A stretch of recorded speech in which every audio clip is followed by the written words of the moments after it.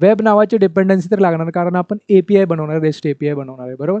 त्यामुळे ही डिपेंडन्सी एक लागेल मला, ती ॲड केली, बरोबर. इथे डिपेंडन्सी ॲड करू शकतो, right.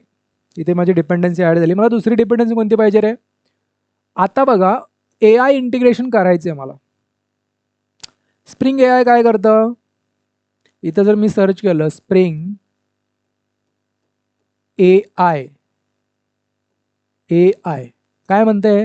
Require spring boot greater than 3.5 and less than 4. बरोबर. AI साठी हे यूज करा म्हणते, म्हणजे AIच्या सगळ्या डिपेंडन्सी बघा नाही का ऍड करू शकत आहे युझिंग 4.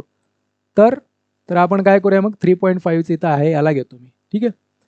तर तुम्ही जर स्प्रिंग AI परत टाकून बघूया आपण, स्प्रिंग AI, तर तुम्ही बघा स्प्रिंग AI साठी मला काय पाहिजे आता, एक AI मॉडेल तर पाहिजे ना.